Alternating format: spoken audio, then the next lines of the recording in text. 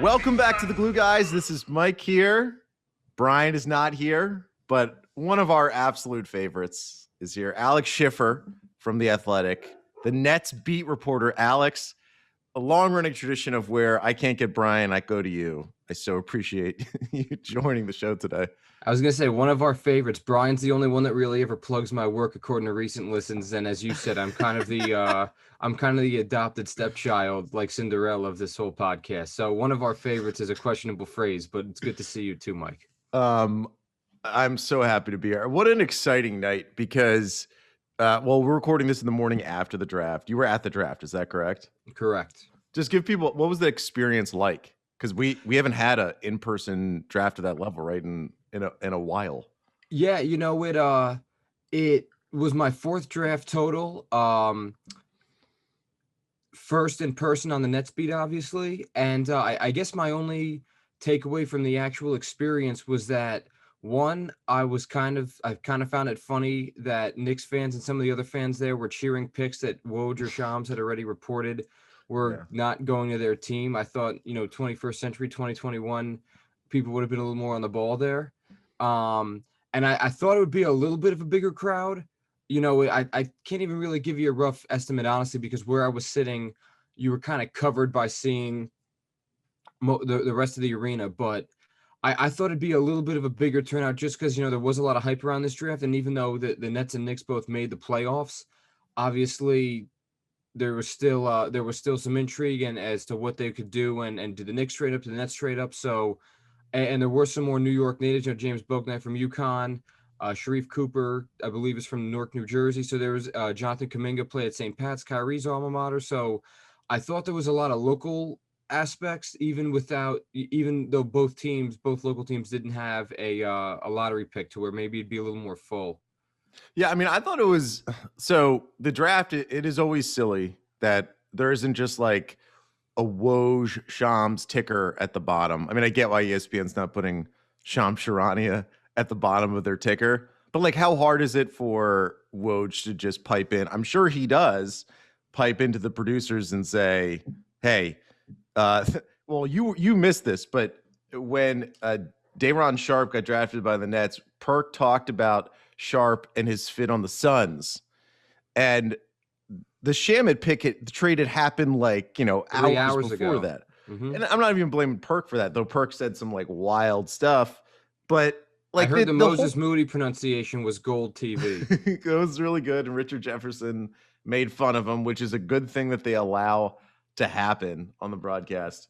But I actually thought the draft itself, like if we're looking at the picks that were taken, was one of the most surprising drafts that we've had outside of the top three. Like the top three was who we thought. Suggs not going 4 was interesting. Giddey, going 6th was exciting. Kuminga 7, going like to even Warriors, going to the Warriors, where like there was rumors of that happening, but that was still kind of shocking for what you think that the Warriors are going to want to do. They have a really nice young core, along with now like a championship pedigree. There was just, and then Primo pick. There was very high. And I'll give a shout out to Matt Penny Matt Penny's on the Game Theory podcast with Sam Vecini, our buddy. And I remember listening to, I think it was like their mock draft that they did. And Penny put in Primo as like not the 27th overall pick, because that would have been the Nets. It was like right around that range, end of the first round. And Vecini was like, whoa, that's a little aggressive for Primo. And he goes to the Spurs at 12. And if you don't know who Josh Primo is, I don't blame anyone, because he was on an Alabama team where he was like Alabama. Yeah. Was just a role guy. Yeah. But exciting draft. I thought it was a really exciting draft. It was exciting from a Nets perspective because, I think as Nets observers, we're conditioned for Marks to have these draft picks. He trades them into the future. He couples a draft pick with a player to dump a salary or to get another veteran.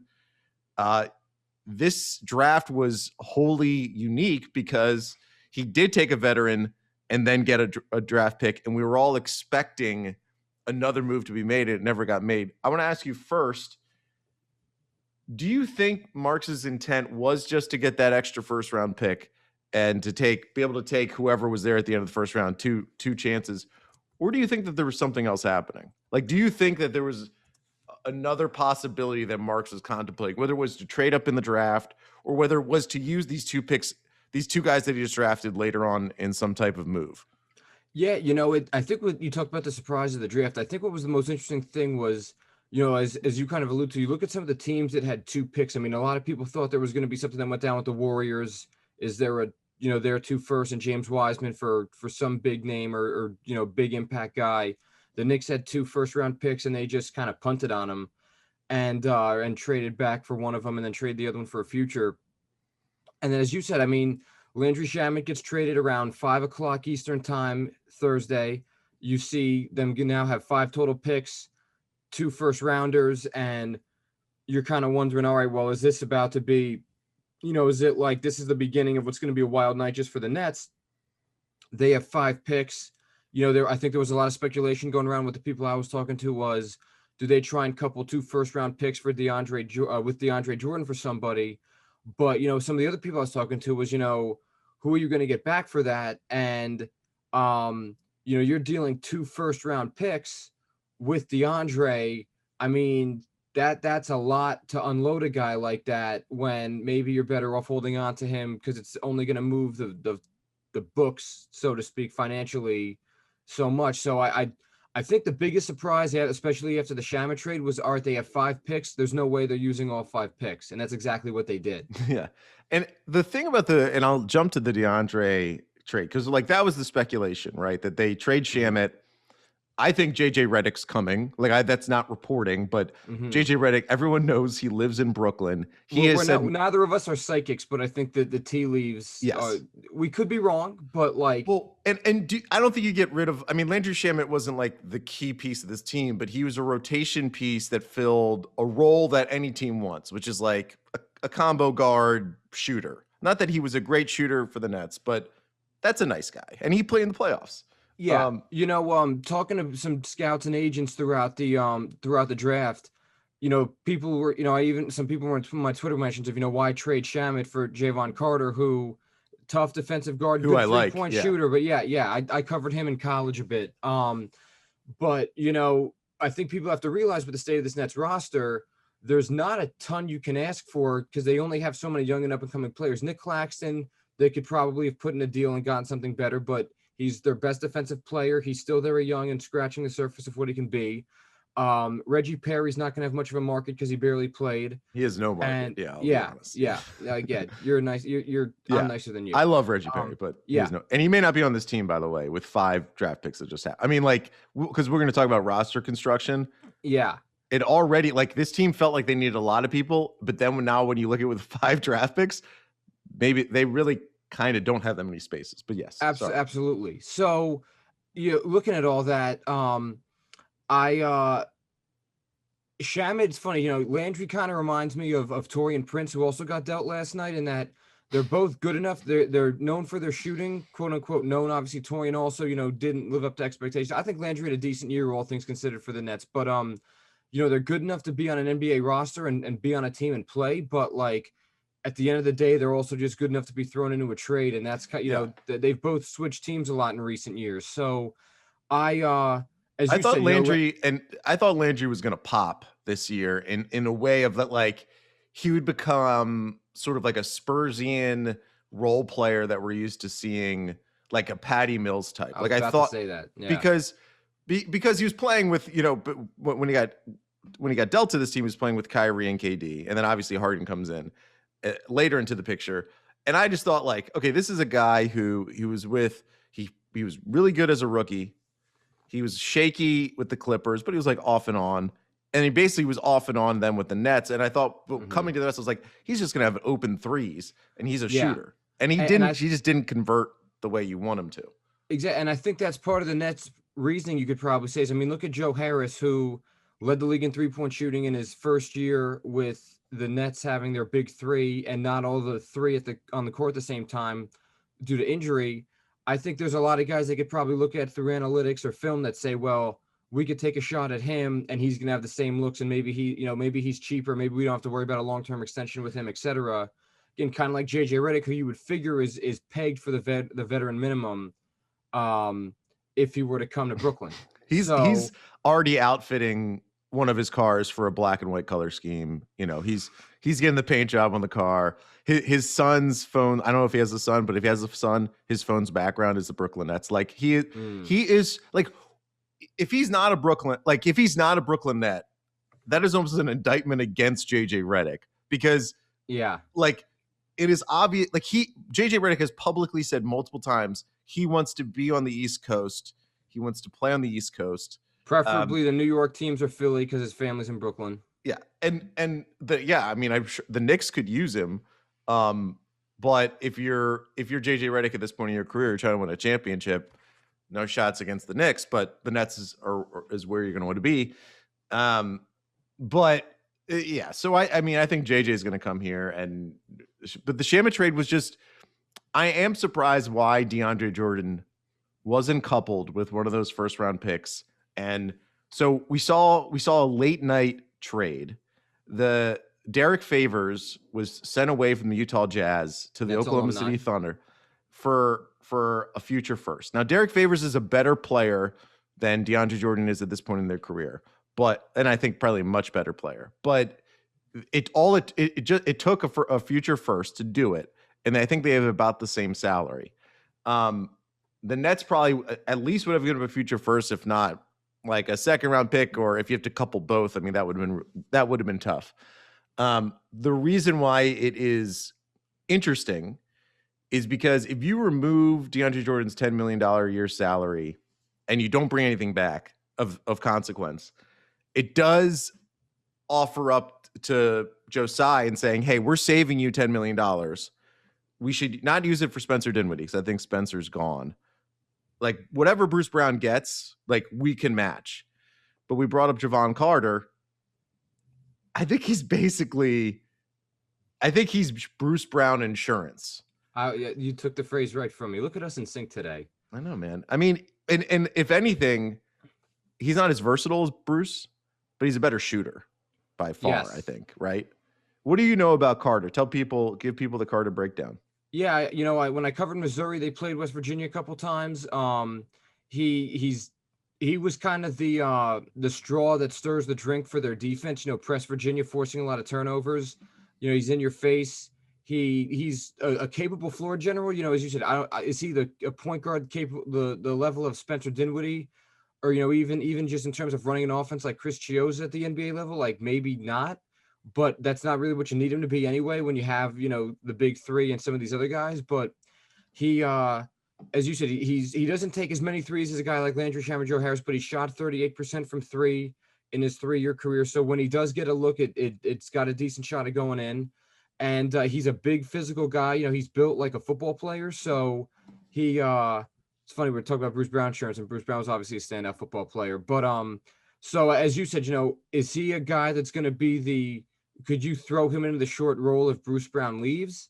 Potentially, yeah. But I think even just defensively, I mean, it gives them another guy to throw off the bench and get you stops. Again, he's a size upgrade from Mike James or Chris Chiozza too, which, both those guys are free agents. I kind of wonder if that speaks to anything about them coming back. And again, he's battle tested. Obviously, Phoenix was just in the finals, so you do get a guy that's got some extensive playoff experience early in his career and has played in some big games.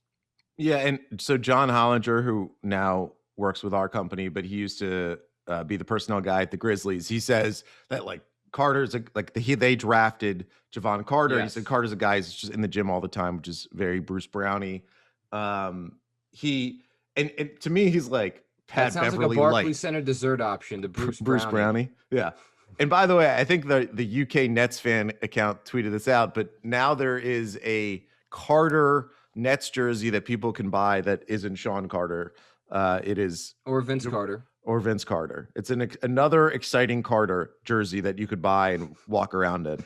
A discount Carter, if you will. I think Marks is very smart. Like, he targeted, in a way, getting Carter. Like, I think he He did it with Bruce Brown. He did it with Landry Shamet. It didn't really work out. And it worked out well enough. But he targeted Carter. And he's going to look really nice in the bench, playing the second unit next to James Harden, where just a shooter, a guy who can at least dribble the ball down the court, should then pass it to James Harden so that James Harden can do what he has to do. There's a lot, but everyone's like yelling, like, you guys didn't talk about any of the draft prospects. So here's what we're going to do. We take a quick break, coming right back. We're going to talk about all 5 of the Nets prospects. We'll go speed round. And we're back. Look at that. How great was that? It was a great commercial break. All right. Let's talk about the actual guys that the Nets drafted, all 5 of them. Now I'm gonna start it this way, and I think it's probably like maybe an obvious answer. I'm going to talk about each of them individually, but just initially, who's the most interesting guy to you? It doesn't have to be the best or the guy who's going to contribute the most. Who's of the 5 that, as you're reading about them, digging into them, you're like, this guy's actually, there's something there that could be interesting for the team this year. I have a 2-way tie between Kessler Edwards and Cam Thomas. Anything? Well, tell me why. Why? Yeah, okay. I don't know if you had a follow-up there. The first time we're out of sync today. Cam Thomas, Sorry. I mean... I was drinking, in full honesty, if people watching the YouTube, because I was drinking something as he said that, so I was like, oh my God, I better yeah, I should have read your mind there and figured that you wanted me to, you wanted more from your beverage there. So it's my fault. I need to milk the clock a little more. Yeah, sorry. Cam Thomas, I think 2 things. Obviously this is about the now. The Nets are in win now mode. But coming out of the draft, I mean, this guy's the all-time leading scorer at Oak Hill Academy in Mouth of Wilson, Virginia, which is a factory. I mean, they've had a million NBA picks. Kevin Durant played there a year, Carmelo Anthony, Michael Beasley. Think about that. I mean, you think of all the scorers they've had in their history, and this guy's the all-time leading scorer. As I said, it's about the now, but you think about this as, what the Nets are going to look like after the Big 3 era. Here's a kid that's 19. He averaged 23 points a game in college in the SEC as a 19-year-old, and is about to get an education in scoring from 3 of the best in the history of the game. My first gut reaction outside of this, I put this in my story, which I'm working on as we record, and will be on The Athletic later today. Shameless plug. Adding him to this historically good Nets offense is like putting a rocket booster on a Ferrari, right? Yeah. I mean, he's just even more offense that they can hit you with. But I also think about him as is he a guy whenever this ends, whether that's in 1 year, 2 year, 3 or 5, whatever, is he the guy that gets the keys to the car whenever, they all walk into the sunset together, hypothetically, and they're the ones saying to him, all right, it's your time now? Because, talking to people about him, they think he can easily average over 20 points a game in an NBA season pretty soon. Whether maybe that's not this year, especially with the personnel, but year 2, 3 down the line.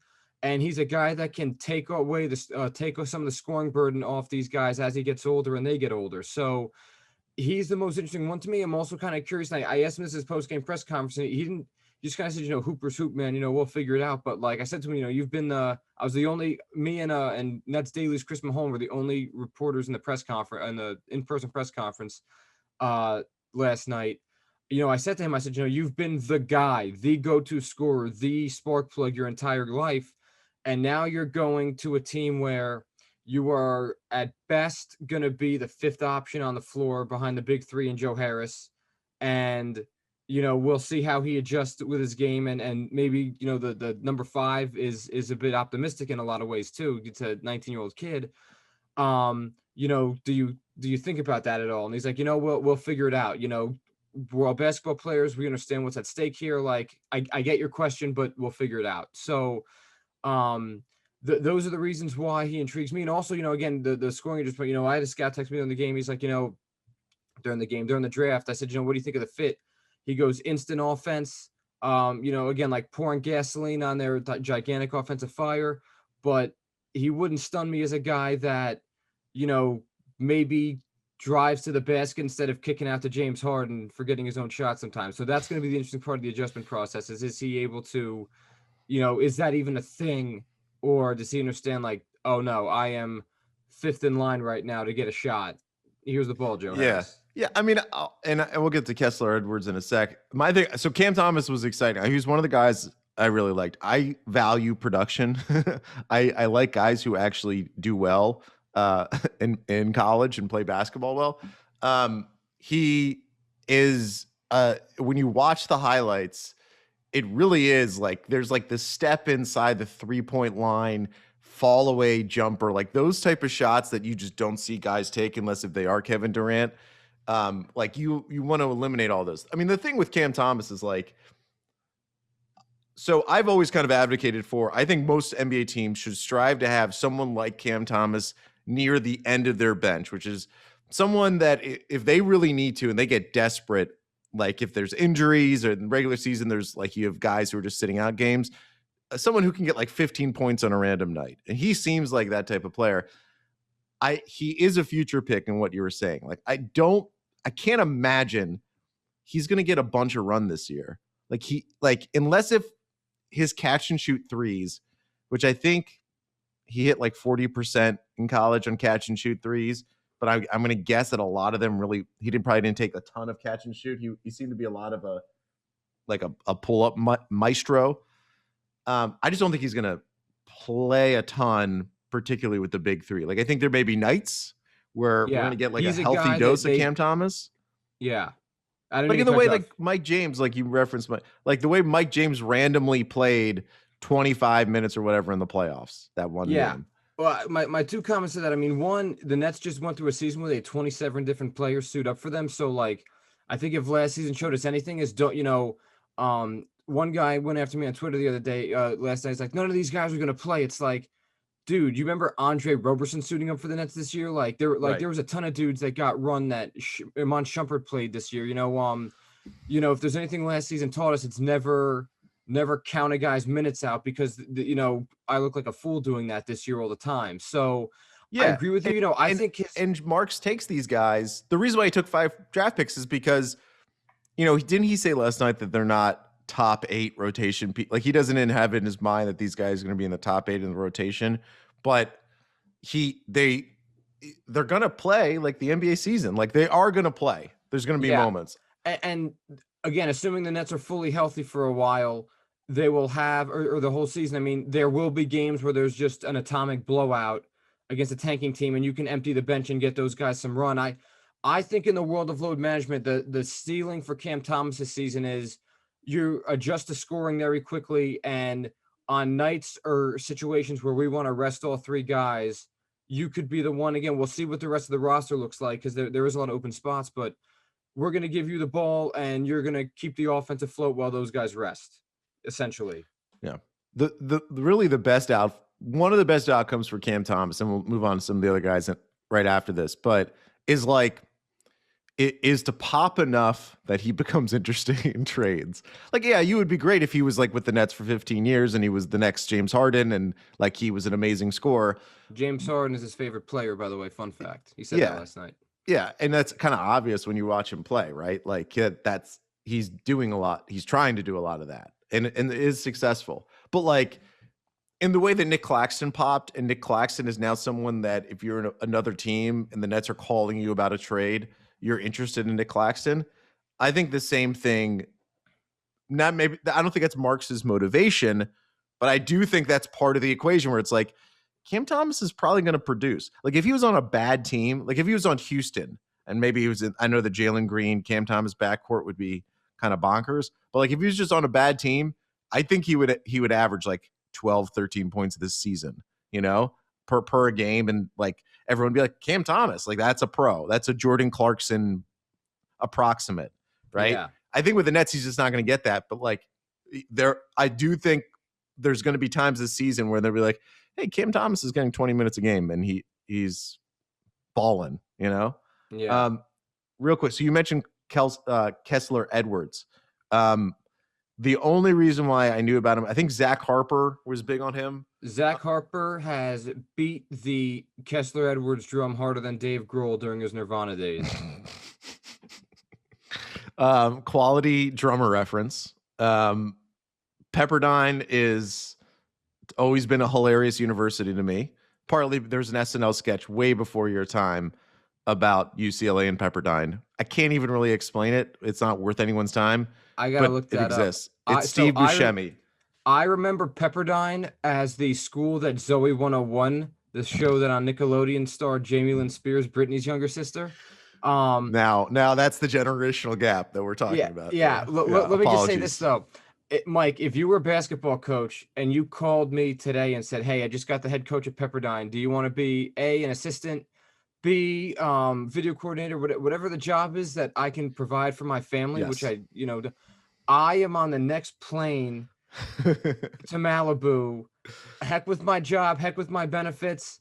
I mean, that place is just like, I don't know what Kessler, I mean, Kessler Edwards was at Pepperdine for 3 years. Like, I think he just deserves like a round of applause for like lasting that long and getting grades and everything. Like, I would never have gone to class at Pepperdine. Like, that place is just like, it's like a postcard everywhere you turn. So, Well, you went to Mizzou, which is like the Pepperdine of the Ozarks, right? I mean, that's isn't that the that, same? that's a, that, Don't people that's, all say Mizzou is the Pepperdine of the Ozarks? Is that not the saying? it's the Pepperdine of mid Missouri, but it's not a Which I don't one-to-one. You know what I'm I saying? don't know what the Ozarks are. I have a Netflix account and that show exists. Yeah. And I know people. That show's Yeah. not a great representation. It's a great show, but it's just not a great representation. Anyway, Let's talk about Kessler Edwards, the player. yes. So Kessler Edwards, 3-and-D the player, guy. He's 6'8". He seems like a pretty good defender from what I've read and asked around. He's very switchable on the perimeter. As you said, he's a good 3-point shooter. I forget if it was this season or for his career, he's 38%. And he also, but that's not the limit to his offensive game, right? Is that, he has a decent pull-up game. It seems like he can also get to the rim a little bit. So, he's interesting to me because I feel like that he can help the Nets in a lot of different ways.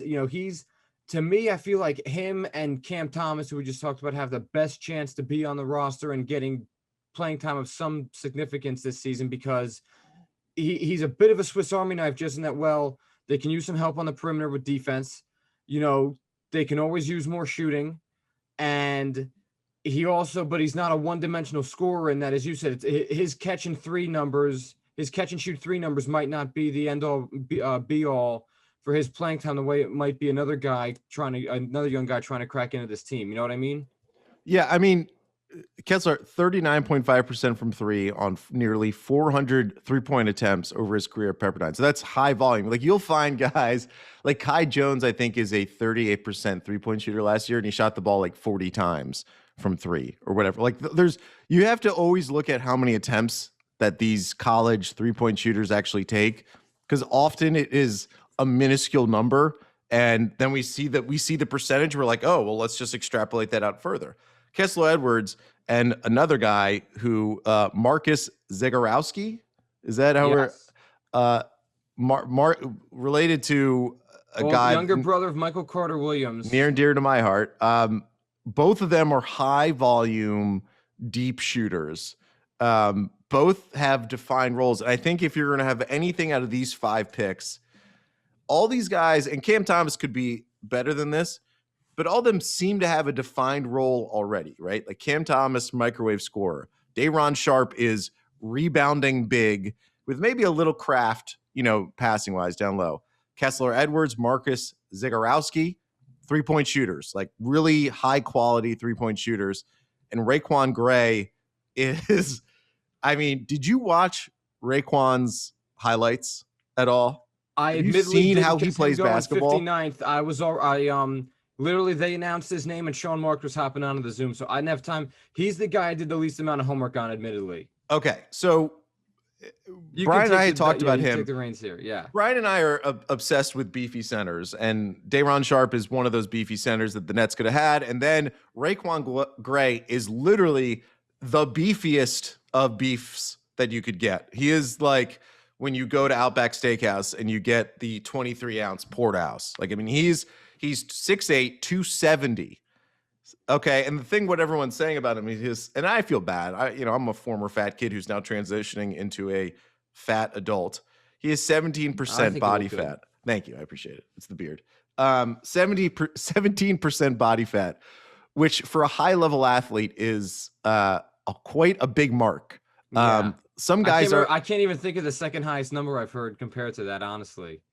But when you watch him play basketball, so when you hear that 6'8", 270, you think, oh, he's just going to be like one of those like big college centers who's like in the post, sort of those guys you see every March Madness from like Wyoming and Utah State, who are like these just big burly dudes who like old fashioned, sort of the way that like Luka Garza without a three plays, just like post guys.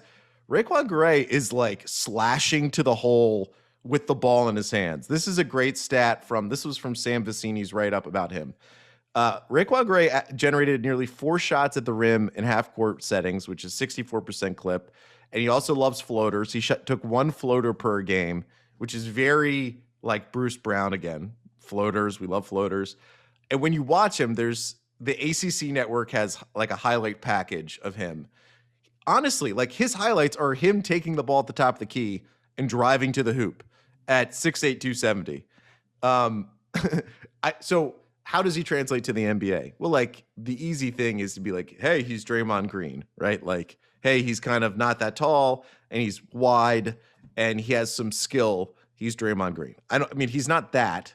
His wingspan is 6'11", so it's not like, he's tall. His wingspan is taller than him, but it's not like upset. It's not 7'4", right? Mm-hmm. Which is like Draymond's. But there's like, I don't know. I would urge everyone to just watch his highlights and be like, you're going to see an unexpected sort of dynamo offensively. And he is huge. He's not like, and when you see him, he's not like Tubby. He's just like a big overall dude who really should be playing football, to be honest. And probably 1,000 people have said to him, hey, you should play football because you are the perfect size for a blocking tight end. And if you add even more weight, which would probably be a nice thing to hear, he could be a offensive tackle. I mean, okay, I'm obsessed with him, but I can't say that he's a guy that's going to contribute this year. I just think there's a lot of interesting metrics on him when you look at the amount of shots that he does create at the rim, his slashing game, the fact that he was like kind of like he was on the team with Scotty Barnes, and Florida State always has like a lot of talent, at least from the wing. And Raekwon Gray, like at least production wise, was a little better than Scotty Barnes throughout the year. An interesting stat to kind of play off your point. I forget who had it last night, but Leonard Hamilton is 4th. Florida State and Leonard Hamilton are 4th among active college programs in like the last 5 years at putting pros in the, with draft pick selections or whatever. Yeah. I would assume Kentucky and Duke are probably 1-2 because they usually have been. I could have that wrong. So that was one of those things that kind of came up early when Scotty Barnes went, and then I went back to mining the phones to see what the Nets were doing. But long story short, there's a good track record there of Florida State guys sticking in the NBA in recent years and doing something.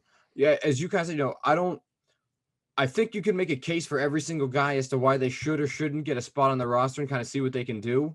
I don't expect all 5 by any means on there, but as you said, Day'Ron Sharpe, his rebounding seems like it can help. And then he's statistically one of the best rebounders in college basketball, like percentage wise and all that. Yeah. Yeah. And everyone lauded his passing to me. Everyone said, this guy can really pass. And to me, what makes it interesting is just this Nets offense was at its best last season when they were really moving the ball.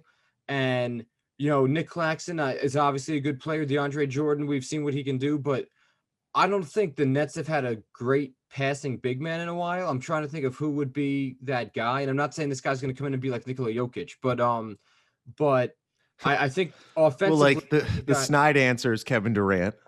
No, but I know he's not a big man. Yeah. Yeah. But he seems like a guy Blotch could throw some dimes. I don't know. I don't know if you remember. He could string it. He thought he was a good passing big man, Andre Blotch, but he really wasn't. But yes, I understand what you're saying. But yeah, so he's a guy that, and the other thing is with him is that like you wonder if he gets a 2-way contract between Claxton, again like between Claxton, Perry, Alizé. I mean, there's a lot of bigs on this roster now. Yeah. Can't forget Alizé. I'm in love. So yeah, and with Day'Ron, I mean, I said to someone, obviously DeAndre's been thrown into trade talks. We'll see what his long-term future is. Is he the $10 million center off the bench that plays sparingly this year? Who knows? Clearly, it's a tough getting a good trade for him because I feel like Sean would have pulled the trigger if there was something. Obviously, Nick kind of speaks for himself. I just want to. We don't know. We actually don't know if Sean Marks has the green light to trade DeAndre Jordan. Yes, that's a good point. And who's controlling the light? Kevin Durant, Kyrie Irving, not James. But like, they may actually be saying to Sean, like, even though we know DeAndre doesn't play basketball for us, like we still like him, and he likes to be here. Maybe he likes to. He likes to not play basketball and get paid $10 million a year. Yeah, but Sharpe still gives them a long-term option there, right? I mean, DeAndre has 2 years left on his deal. Nick is going to be a free agent this year, barring an extension being reached. So I think he's almost just like an insurance policy in a sense, in case things go awry. I feel like he might have a better shot at being a two-way guy or something like that, just because. Well, it was his name was linked to the Nets more than any. He was linked consistently for him weeks. And Zaire Williams, the Stanford kid, I feel like were the two that you saw the most in the mock drafts. Yes. Yeah, and Day'Ron, and so like that is super interesting. This isn't true, but this is a bit okay.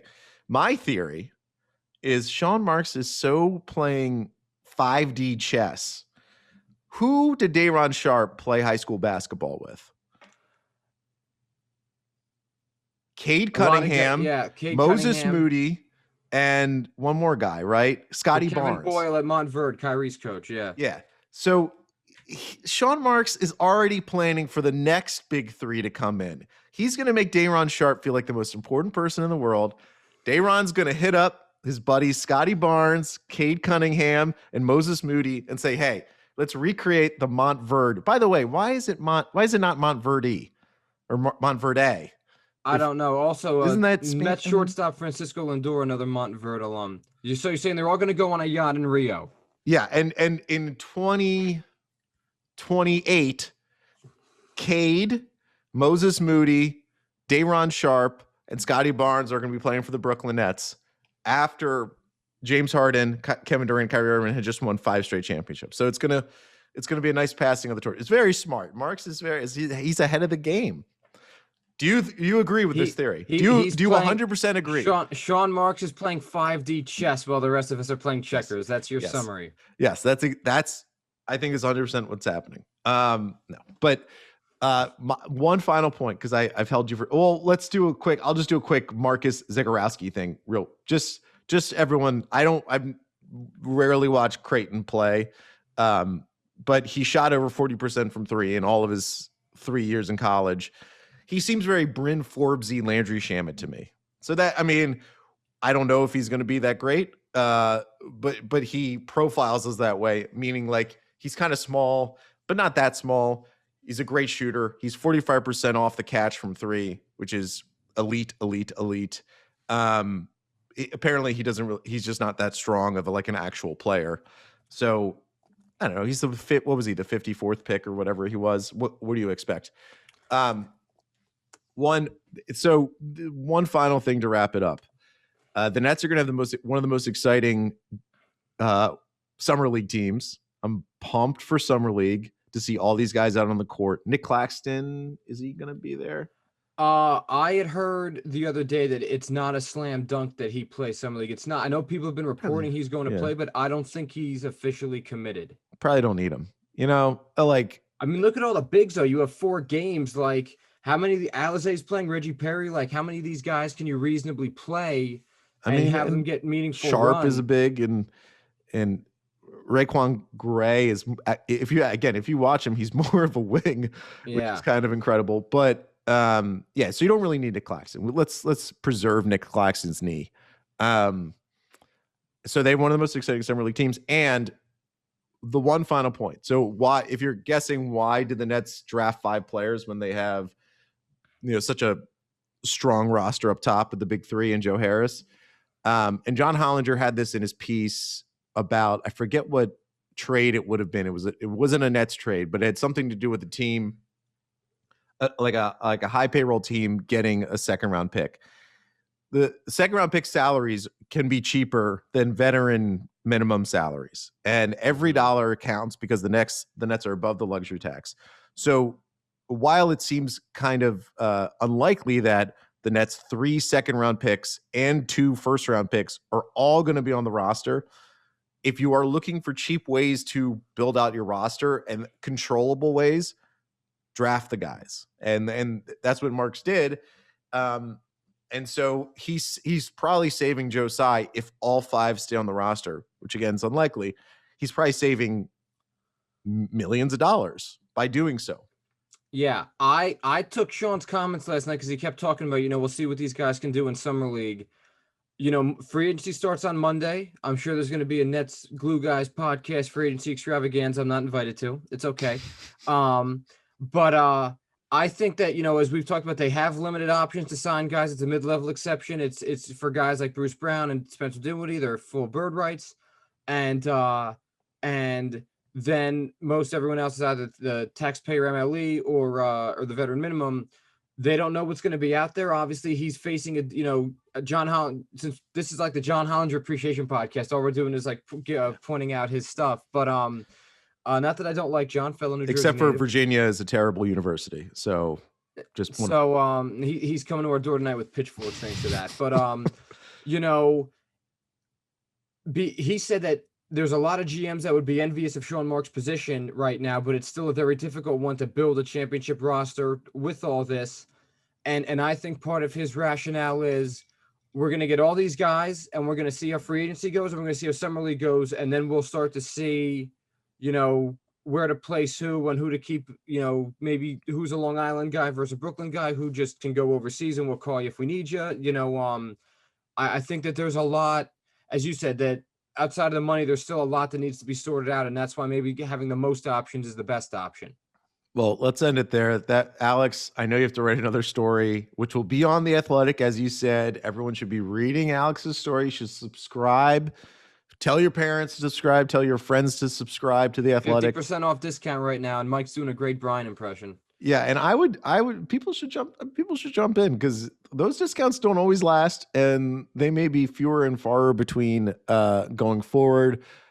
Alex, thank you so much for being here. An exciting time for the Brooklyn Nets.